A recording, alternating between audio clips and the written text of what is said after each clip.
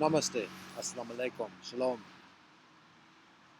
Ni hao. Buenos dias. Aquaba. Welcome. What up, though? This is Cafe Melange. Week número 7. Session número 4. La fin de la semaine. A little bit of Francesol.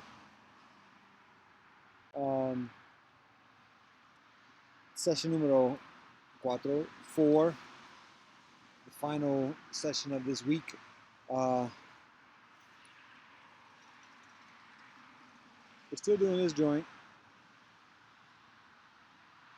I have yet to reach out, and it's becoming just a me doing this presentation kind of shtick, which was other than the actual necessary direct intention. It ain't the worst of things, but it's not the preference. The purpose of this is to be a joint, a collaborative, a cooperative, a conversation, an invitation for a conversation. And so I've yet to reach out for a number of reasons in the past couple of months. And I'm leery, I'm mindful of being dutiful in that, so that this will abstain from becoming just a rote kind of vlog type of session or series or whatever. Hi. So that's on me and on us. I am aware though, the live stream joint. That seems to be increasingly responsive or resonant. We've got a beagle. Is it a boy or girl? Boy, what's the boy's name? Elmer. Yeah. Is it Elmer as in Elmer Fudd? Yeah. Aha, okay. Well, he looked like an old man when I got him, so Aha. I figured. Okay. Yeah. He seems rather pensive, like he's like trying to figure things out or something. Yeah, I think he wants to go dig over there. Aha. He's got ambitions. Yes. Yes, he does. And a happy tongue. How old is he? He's 6. 6? Okay. Mm-hmm. He has a youthful vibe. It's like he's calm and like he's poised, like he has some experience, but he has like an energy. Yeah, he started barking at me inside. I'm like, what's going on, bud? Like, what's going on? Yeah. He started jumping all over the place. I'm like, you need to go Yeah, outside. yeah. So is he a purebred or is he mixed with something else? He's mixed. Yeah. Yeah. He's a little bit bigger than what beagles tend to I think run. he's longer. Okay. Yeah. And then his dad was an Australian cattle dog, a blue heeler. Okay, I don't know what those look like. So he's got like a couple spots on him, like on whichever foot it is, and then he has like a couple spots on his ear, but that's it. Okay. He looks mostly like a beagle. Yeah, very much like a beagle. And my challenge in like distinguishing the characteristics of a beagle like a purebred is that I had a friend of mine growing up had a beagle, but she was fat and squat, and so it's like a lot of them end up that way. Interesting. Yeah. They don't know how to stop eating. Yeah. Very nice. Well, it's nice to meet you, Elmer. Now, the license says Lorraine. There we go. There you go. Oh, call me out. Are you going to? Yeah. Okay, cool. Yeah, I'm Lorraine. Okay. Hi, I'm Peter. Hi. Nice to meet you. Nice to meet you as well. Yeah. Oh, friendly doggy. How long have you had him?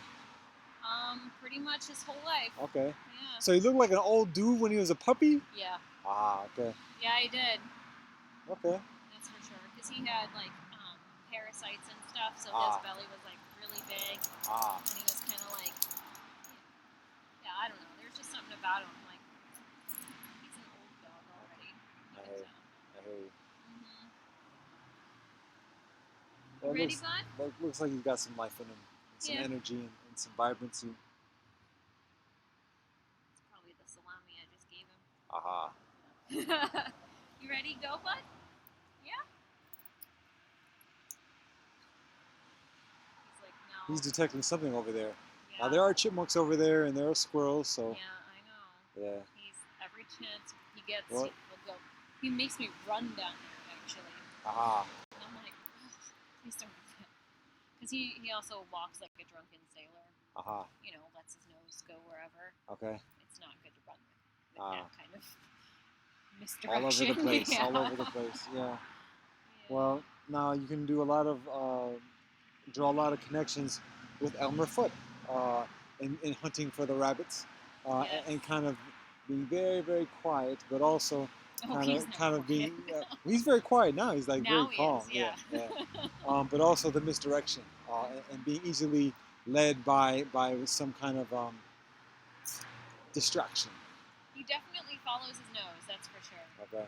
Like something could be right in front of him and he won't see it. Ah.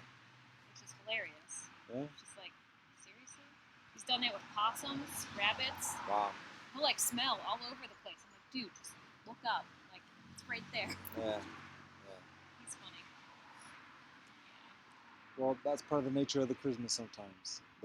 What endears us to those is just like that innocence, or that maybe we may perceive it as obliviousness, but it's just kind of like the benevolent nature that we know is there. Either way. And you might consider what he would do if he saw the possum. Would he chase after it, or would he because possums can be rather ornery, you know. I know. And so you might maybe he'd freak out. It's maybe for the better that he doesn't see it, or something else. But yeah. It's amusing.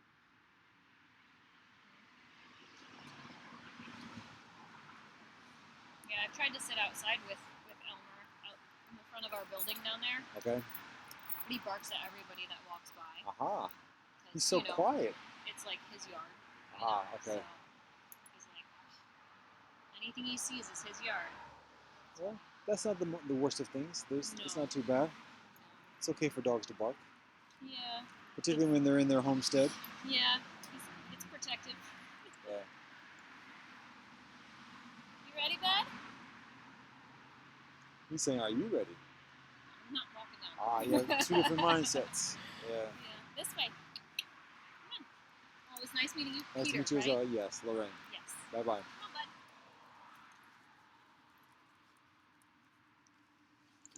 So the consideration is cooperative. And I continue doing this even though the logistics of it and the mechanics of it are much less than favorable. But it's the matter of maintaining the continuity.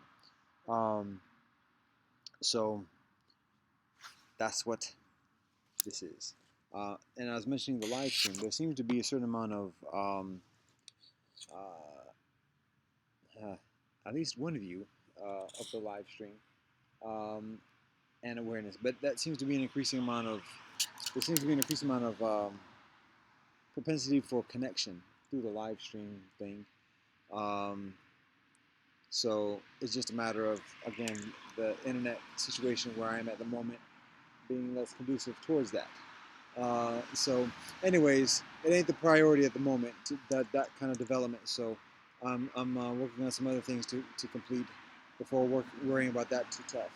That being said, we got a story today. Dot. But before we got the story though, we got it's not a matinee. It's not a preview, but it's not necessarily a double feature because it's just a short intro, a short story before the story, before the short story. So this one is it's like a verbal treatment, a very brief verbal treatment for a skit. So if it's a skit, maybe it's not that brief, but it's still just a treatment on it. But it's an idea, a concept for like a skit. So in this skit, here's how it goes. There is Yoda, and there is Obi-Wan Kenobi. And Yoda approaches Obi-Wan Kenobi and says, "Hey, Obi-Wan, I got this Padawan, this perspective. He seems to have some promise, and we want him to we want you to like show him the ropes of how to be a Jedi. And so Obi-Wan Kenobi says, okay, it's part of the deal, part of the job. So Yoda brings the prospective Padawan to to Obi-Wan, and the perspective is a middle-aged dude, overweight, kind of scraggly, and immediately Obi-Wan is like, "What is this? You're joking? What? Come on, Yoda, that's not like you." And Yoda kind of just is a little bit quiet and just like, and the young or the middle-aged perspective takes the initiative and says, recognizes the hesitancy on the part of Obi-Wan and says, uh, there's no problem here. Like, I got the Force. I've done the research. I'm willing to learn. Let's go. And Obi-Wan is just like, so the two of them talk for a little while, and um, the prospect tries to haggle and reason and sell himself. Um, but Obi-Wan is just unconvinced. But he can't say no to Yoda, so he's just frustrated. He's just like trying to figure out a way out of the situation. And the Jedi mind tricks ain't working. Dude can't take a hint. Dude can't take a subliminal or message or whatever else. So eventually, like, there's agreement to like just take a pause, take a break, and the dude goes on, and it's Yoda and Obi-Wan by themselves on another day, and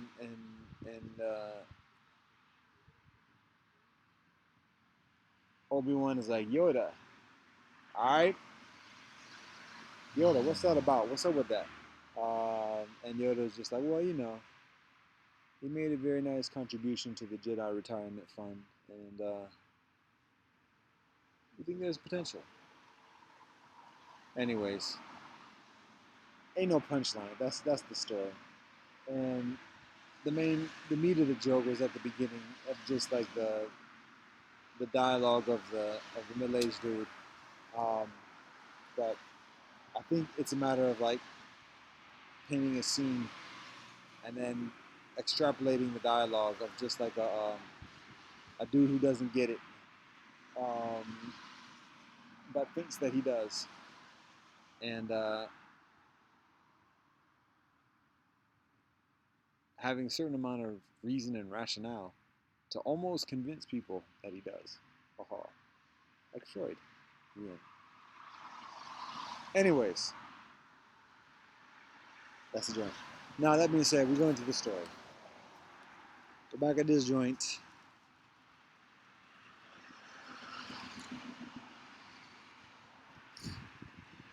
The story, like I said, is by a brother. I can't say young necessarily because he might be actually older than me. It was written over a decade ago. I'm going by faces. I'm going by faces. Later. I could just look in the table of contents, but that might be too easy. So I'll do one further.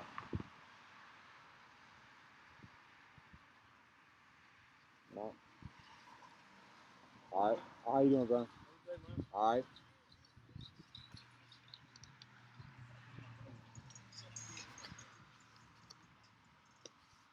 we got it.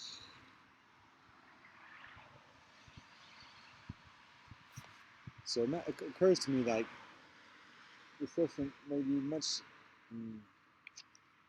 sort of animated in the live version of it than in the recorded version of it.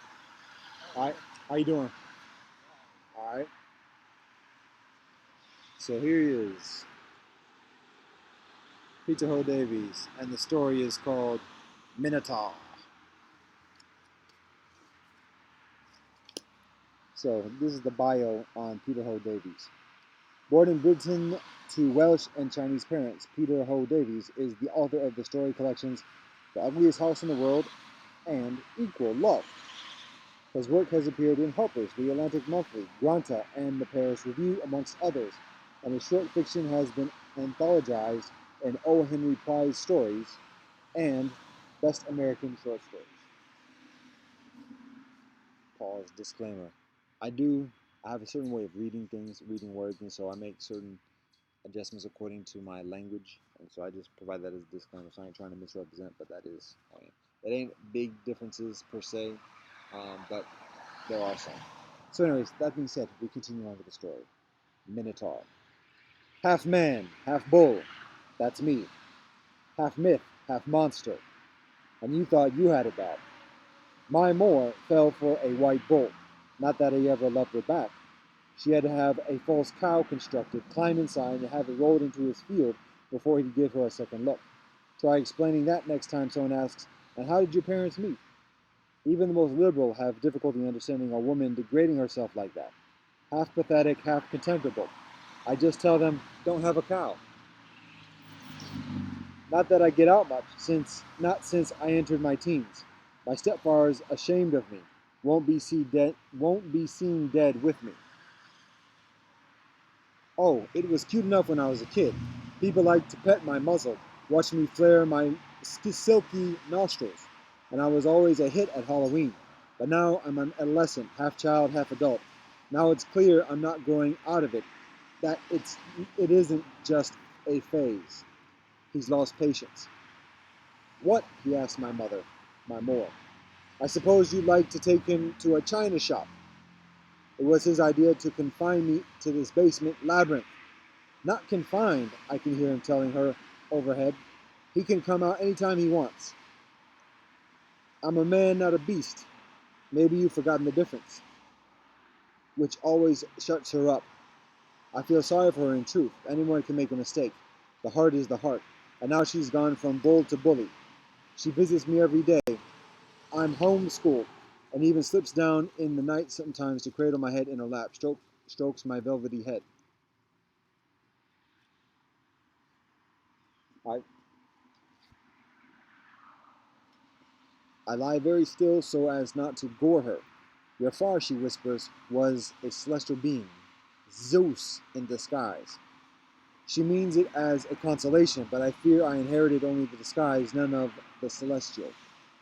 My demi-angelic, she calls me, demi being the polite word for a half of something worth having, the cup half full, the demi-tasse. Technically, of course, he's correct, my stepfather. I'm not confined. There are no locks, no gates, no chains, no bars. I'm just here at the center of the labyrinth. The room is pretty comfortable. Cable, microwave, internet, even a cramped little bathroom. It's hard to maneuver in a shower stall with horns. All the usual amenities you'd expect in a finished basement. Bowflex, knotty pine, futon. I can call out, order in half pepperoni, half field greens. The pizza guy used to bring his own thread, but now he's got the route down. But it's hard to leave, you know. Agoraphobia is what I tell people if they ask. They often do in chat rooms. Sometimes I say I don't have the utilization of my legs. But truly it's this. At the door of my room there are two choices, left or right. I stand there for hours at a time, looking down one passage, then the other, staring into the darkness. What would it be like to charge down there, or there? But I can't choose. If I think of going right, start to imagine it, pretty soon I start to feel half-hearted, regret not turning left. Then again, if I'm of half a mind to go left, I soon feel the same thing about going right. And the worst of it is, as I understand from the pizza guy, these choices just keep recurring every few steps, left or right, right or left. Of course, even if they didn't, even if the labyrinth is a lie, an invention of my stepfather's, he pays for the pizza after all. Probably tips the guy well. It wouldn't matter. Why 10 choices, or 100, when 2 are enough to stop me in my tracks, snorting and pawing a bald spot in the shag? The horns of a dilemma. My horns are my dilemma. Sometimes I hear my stepfather up there. He drinks, no surprise, when my moor is out. He likes to stamp around. Sometimes it sounds like he's doing a jig, sometimes a rain dance. And when he has my attention, he calls down in a mocking sing-song, "Pick me, no, pick me." I toss my head and snort hotly. Half breed, half wit, he taunts, half man, half bullshit. Half far, I bellow back. Half cookhold, these are your horns, old man. I got them from you. All right, shalom. Want to give them back? Come on then. He pounds the floor. What are you waiting for? A red rag? He wants to make me angry enough to choose, but I can't. I can't. For a long time, I thought it was fear, indecisiveness, half coward, half Hamlet. But why does it have to be left or right? Why settle for half measures? Given those choices, I refuse to choose. And why just those two? Why not up or down or straight ahead? Why not a third choice? So I've been trying to make a new way for myself, charging and running my head against the wall,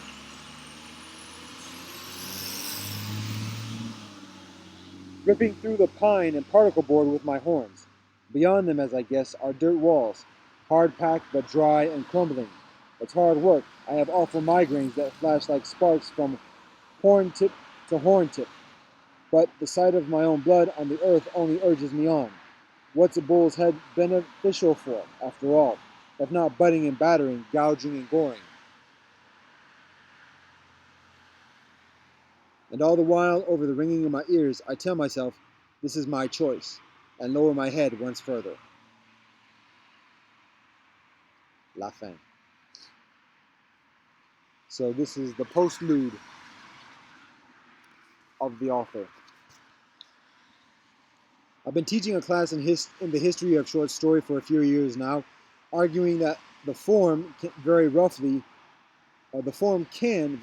be divided into two broad traditions, two lines of descent, if you like.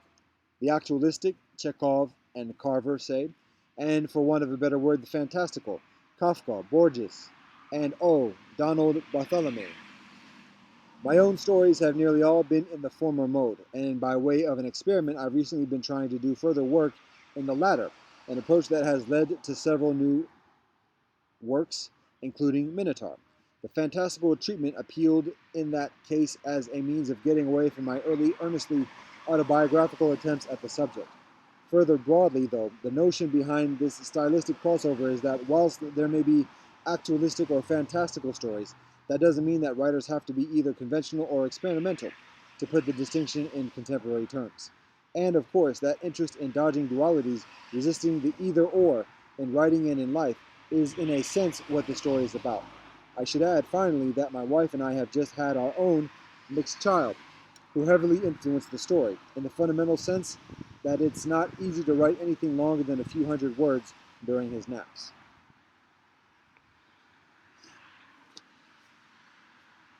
So that's the story. Some interesting things, interesting perspective, interesting experience, interesting articulation,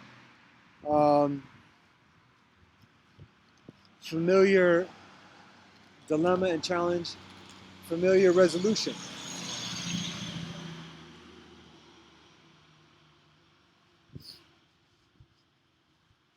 Um, so I'll share my thoughts about it. Um, One, to be honest, I'm gonna share first. This is his criticism of his Moore. Interesting. Now, this brings up a huge topic, a huge issue that's probably not very readily addressed to date in the Mélanger movement, and which is the criticism or the critique of our parents, the questioning, the evaluation, the analysis of our parents, the reasoning, why, and additionally, um, and our parents are already stigmatized and ostracized and outcast and condemned enough by respective societies within one's own society and additionally. So there's a very strong hesitancy of adding any further vitriol to that. But as any parent is, there's that susceptibility to question, and motives and rationale, particularly because, particularly in a secular, liberal, and it's not even as liberal, but particularly liberal society with increasingly individualistic based norms. Um, there's the calling into question of of the thinking and the actions and behavior of our parents, particularly before we're born, and that precipitates us being born. Particularly when we experience challenges and are called into question about our birth and our heritage, and additionally. So when we don't have those answers, there's a natural inclination of saying, "Oh, so it's my parents." But let's be careful about that. Let's be mindful, not to be too critical, not to be too harsh. Yes, we can be honest. Yes, we can question, but being respectful and proceeding accordingly. And so that's the challenge that I have with the author's description of his Moore, um, reducing her behavior and additionally in such terms. And even when there's a certain amount of honesty or accuracy within that kind of criticism and evaluation, you don't do that about one's parents. Um, and obviously, it's an autobiographical joint, but it's written in the third person, so it's not the author per se saying about his own More, but even I'm criticizing the narrator in this part about speaking about the narrators more in such a way. In a flippant way. I guess that's pretty much where the disrespect might be in. So, anyways, that's consideration. That's respect parents. That comes from our ancients, from our heritage, from our men. Regardless of what our ancestry is, what our heritage is, it comes from that. Respecting our forebears. So that's one thing. We can question, we can evaluate, we can be honest. We got to be respectful. So there's that. Now, the other thing is dealing with his stepfather. Right? His stepfather. Now, again, it's a little bit of a different situation. One, it's a man talking about another man, so there's an increasing amount of liberty, of critique, and I'll say critique, um, particularly when he's responding to actions that are being done towards him. So again, there's an increasing appropriateness. Now you can say, well, it's a stepfather, so you don't care too much about it because it's a stepfather. Maybe to a certain extent. However, even then, still a matter of having respect. But he's addressing the things that he does directly. And I guess just the nature of a son criticizing or evaluating his More is different than the nature of a son evaluating his far. And part of the nature of the relationship between a More and a son typically is one that is increasingly subtle, implicit, and often much dependent upon the interpretation and articulation of the son. So his critique and evaluation is increasingly uh, uh, um, a testimony about himself rather than necessarily about his More, because he could just state facts about his More and let that speak for itself, um, rather than getting into too much of evaluation. So um, now with a man to a man, again, we're men. We got to deal with these things. So there's an increased amount of sanction to calling things into question and to say like this is what it is. So whether that's his far or his stepfar, and again, I think obviously, like I said, if it's his far, maybe being increasingly mindful of the respect factor. If it's his stepfar, then yes, that plays a factor because the stepfar doesn't have the same kind of um, uh, ownership or buy-in or acceptance intrinsically, naturally, typically that the biological far does. So that's factored into the equation. So, anyways, uh, interesting perspective articulated regarding one's parents, and how much that might be attributable to the actual experience of the author, Peter Ho Davies, or whether it's him doing that, like he said, that kind of fantastical jaunt of the autobiographical actuality, um, because the narrator is an adolescent, and obviously Peter Ho Davies in writing that is a grown man, so there's recognition of that. Um, something else.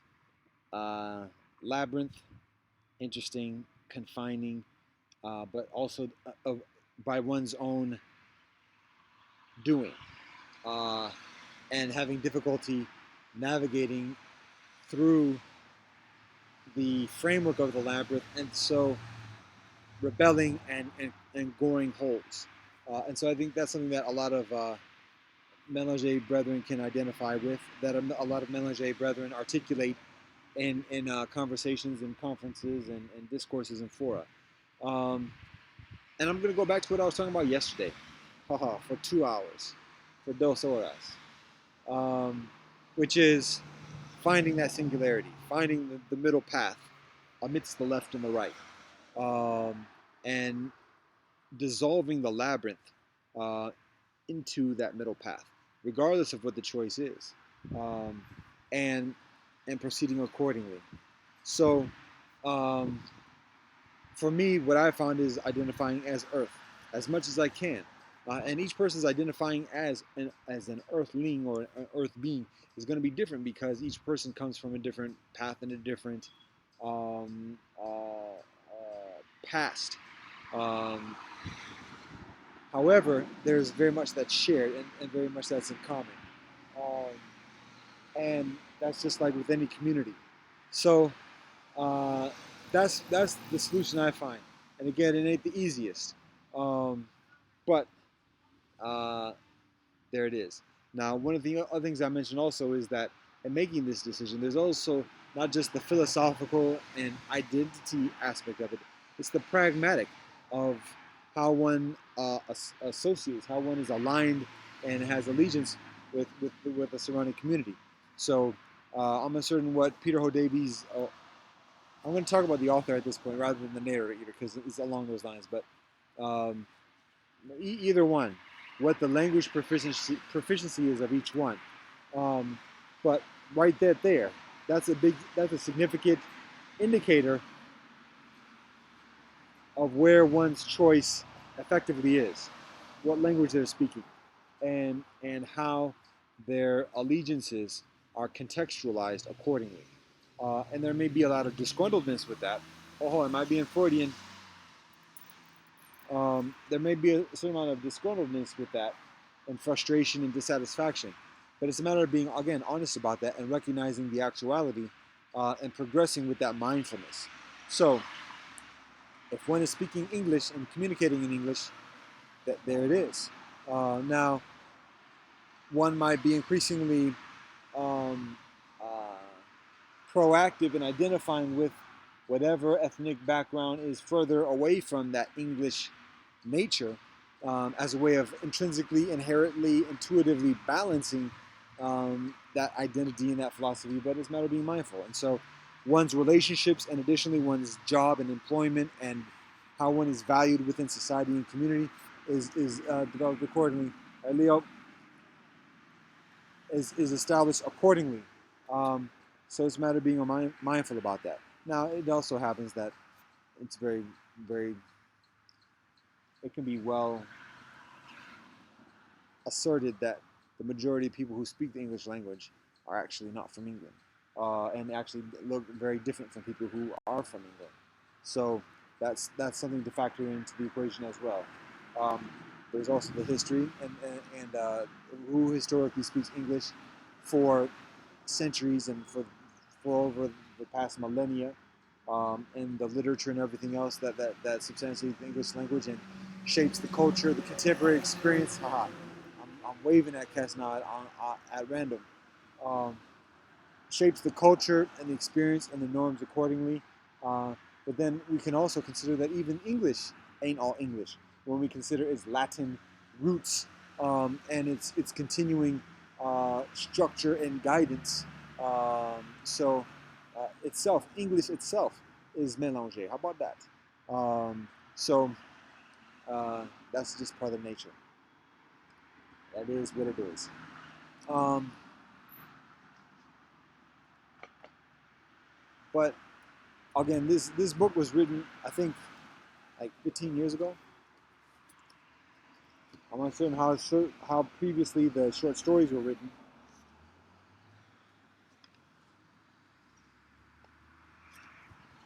13 years ago.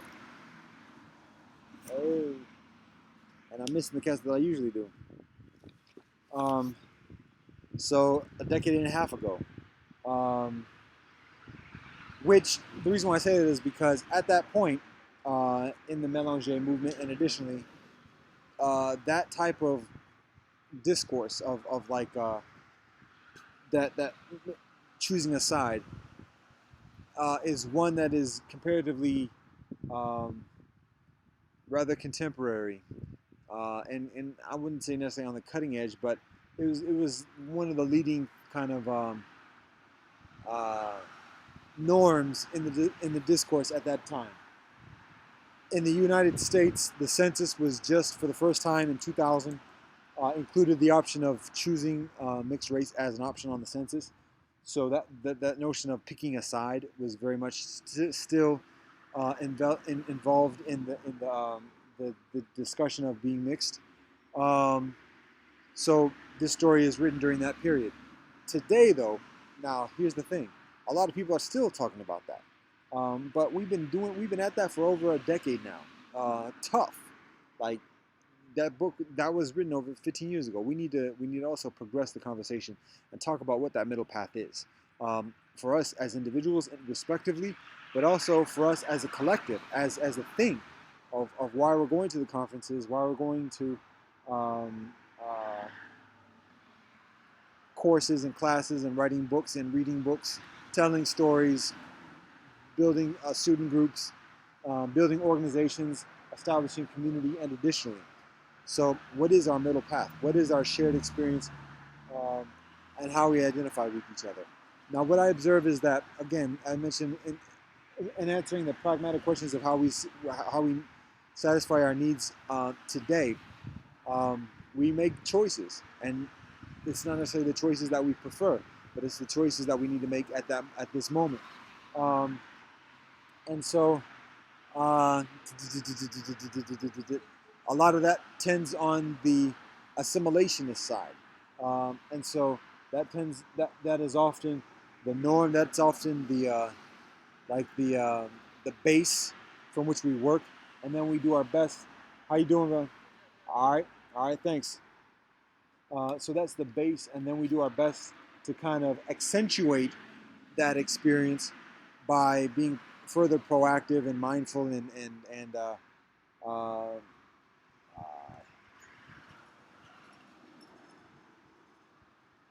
reaching out concerning our ethnic, cultural, religious, spiritual experience that is distinct from that base, that working base. Um, so uh, I find that's an option that a lot of people choose, and it's increasingly functional and easy for some than others. Um, and I think Brother Philip mentioned this in the first session of this joint. As we mature, that's just part of the factors of life of making our decisions and being increasingly practical and settling down. So um, the world is changing though, and there are increasing options.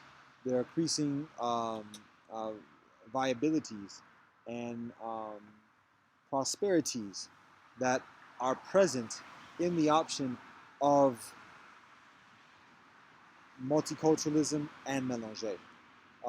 There's increased mobility, there's increased travel, there's increased consciousness, there's increased cross-cultural influences, um, and uh, there's increased politically correct expectations along the lines of uh, kumbaya, even if it's not necessarily the most authentic. There's still the expectation and the facade of that.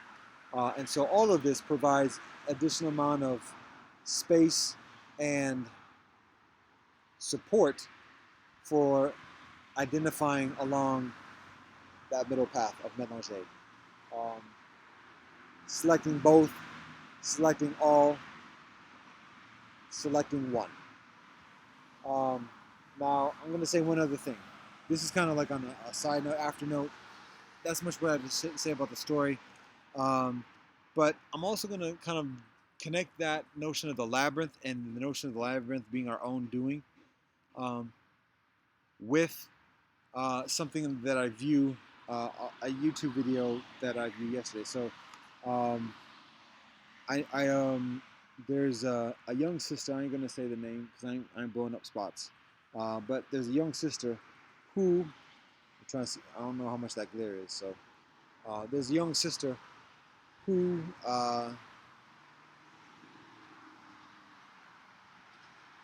is a YouTuber. She actually has lots of followers. Um, and this is the thing I've noticed in some of the recent searches that I've done. So I do sometimes when I have availability, I do a YouTube search about mixed and just see what kind of recent things, and I'm trying to figure out how the algorithms work or how the algorithms are just or whatever, but just see what kind of new YouTubers are or other YouTubers are who are talking about being mixed that I had yet to find out about. So when I do this, usually it's women that show up, young women, actually late teens, early 20s, who talk about being mixed, responding to the mixed girl tag is a number of years old at this point, but there's a lot of those results show up. But then there's also something. Often it's a YouTuber, a young YouTube woman,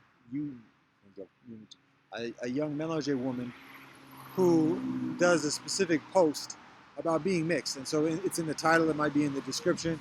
And so however way it factors into the algorithm and it shows up towards the top of the list. Maybe it's the number of views and additionally, but that's it. So, interesting. So I watch it, and then often she's articulate and has something to say. So I say, oh, interesting. So I watch some of her other videos. Then I might even subscribe. Um, and on a number of occasions, what I've observed is that um, the young woman is articulate, intelligent. Um, it has an intellect. It often even has like kind of like an Eastern kind of spiritual consciousness, and shares about concepts. Maybe vegan, might do yoga, might talk about meditation or breathing, or talk about mantras, or might do this and the other. And then um, the other thing is often when that's the case, I observe in looking at other videos or just looking at the list of videos that she has, she's also rather she's a libertine, and a libertine is a young woman who is who practices a certain amount of sexual liberalism, um, and her videos show that. Her videos reflect that, and so that becomes difficult. That becomes challenging because it detracts from the meaning and the credibility of the observations and the insight that she shares accordingly, because it kind of gets enveloped in that kind of liberal, individualistic kind of trope. So that's the challenge. Now I say all that because the video that I watch, and sometimes I'll unsubscribe, particularly if that's the majority of what she posts. Sometimes after I've watched the first video, it's like, oh, I'm already like connected. I'm already like vested. So I might subscribe or I might unsubscribe, and then I'll see posts that are periodically show in the suggestion box.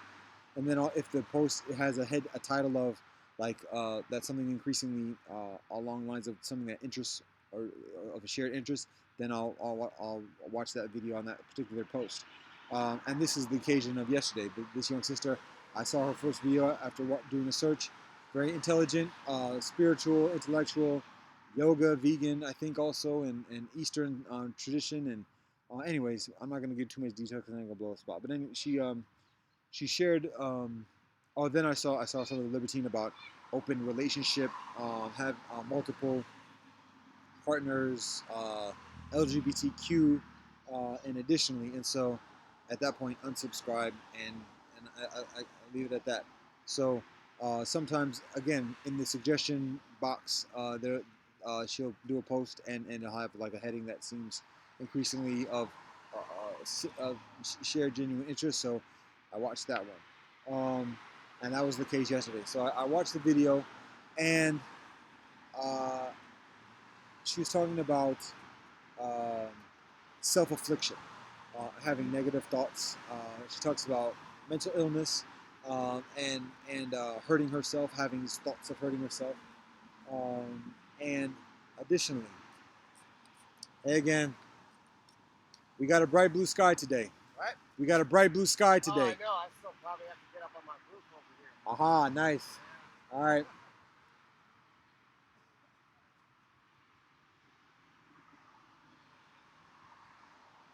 So she talks about hurting herself. And so I try to be attentive.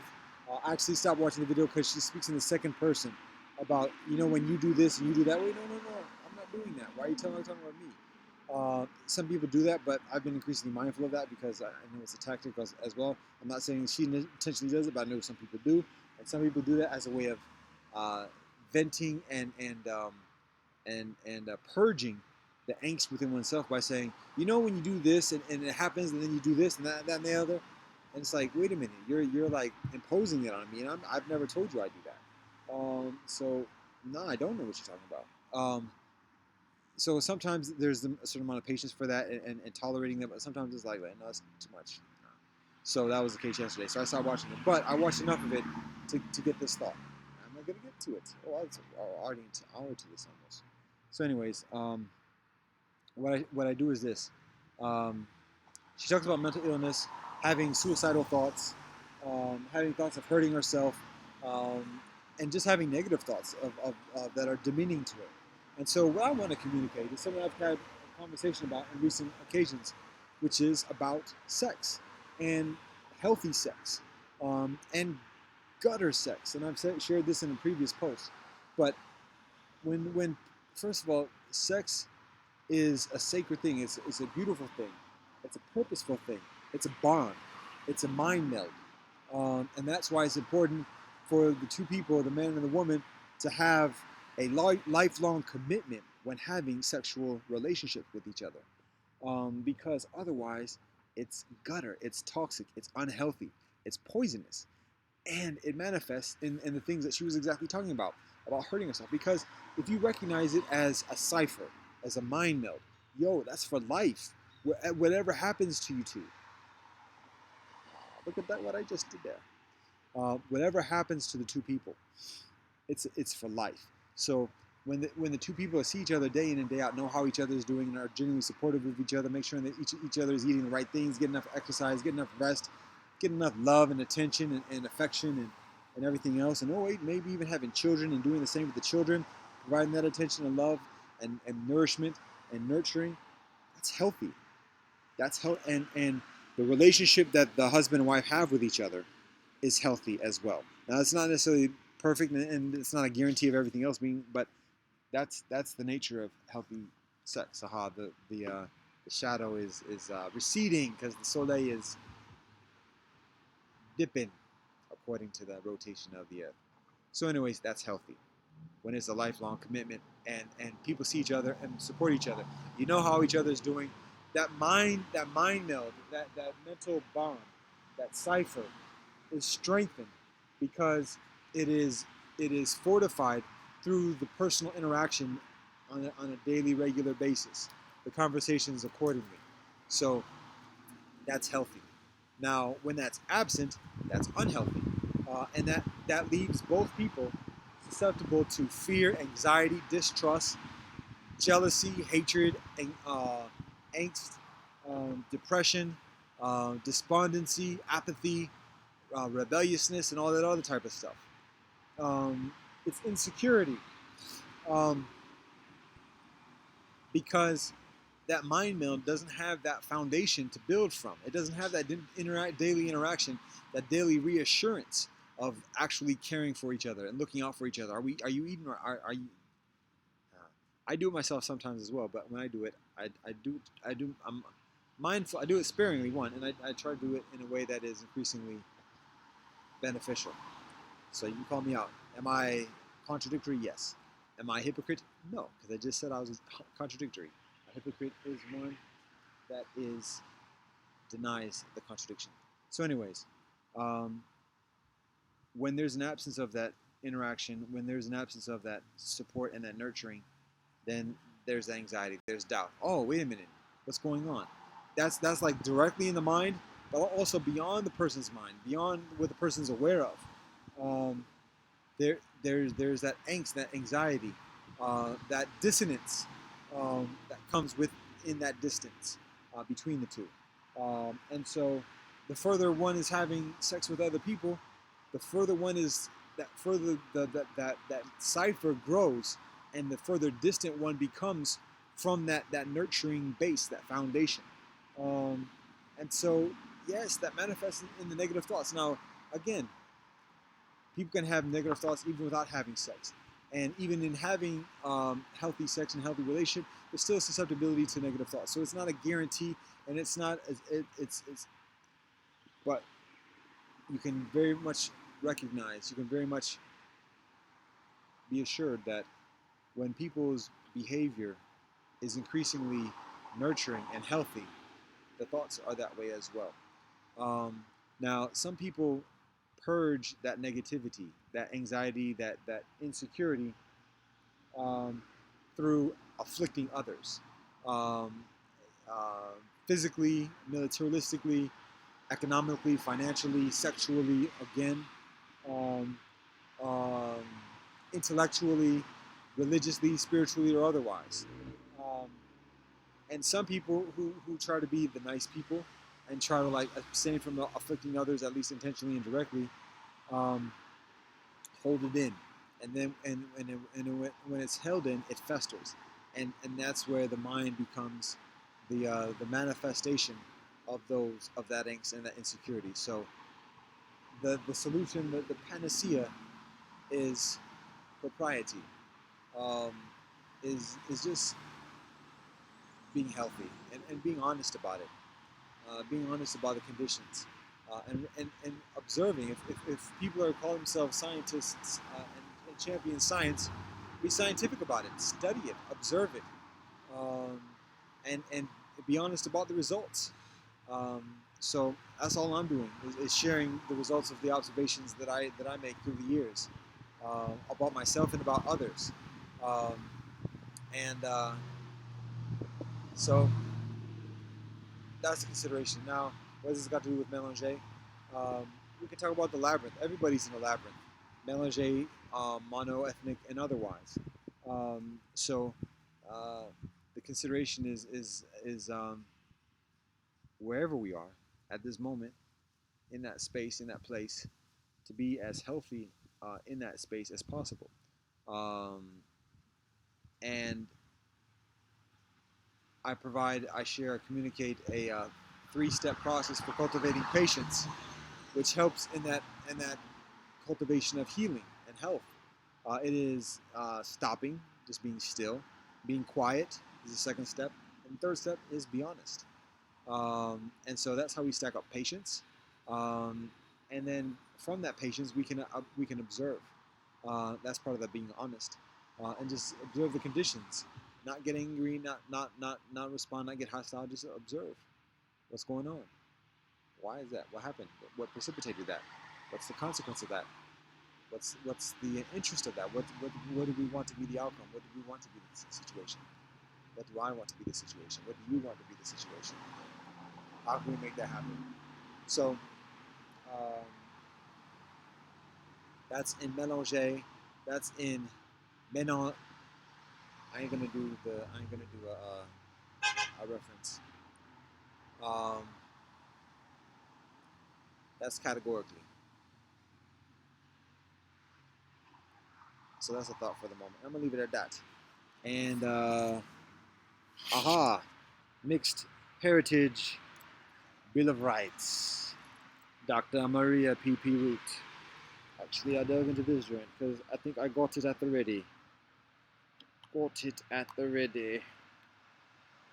Here we go. Bill of Rights for People of Mixed Heritage by Dr. Maria P.P. Root.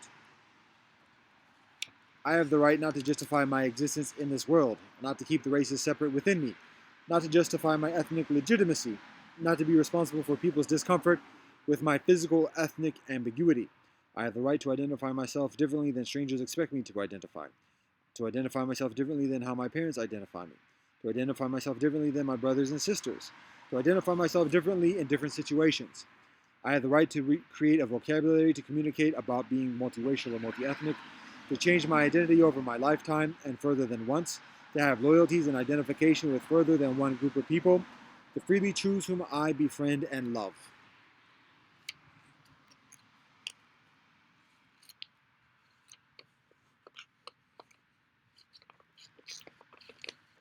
So, a needle pulling thread.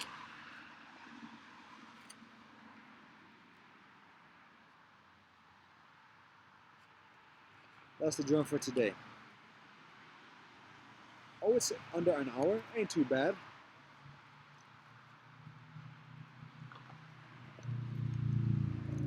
God willing, we have the next session on Monday. Session numero uno of week numero ocho. Ha ha ha ha ha.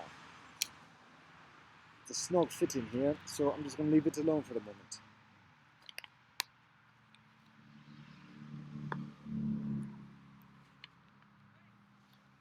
So, with that, namaste, assalamu alaikum, shalom, zaijian, adios, techakuris, esempina asamu, kelekufin, and love and peace.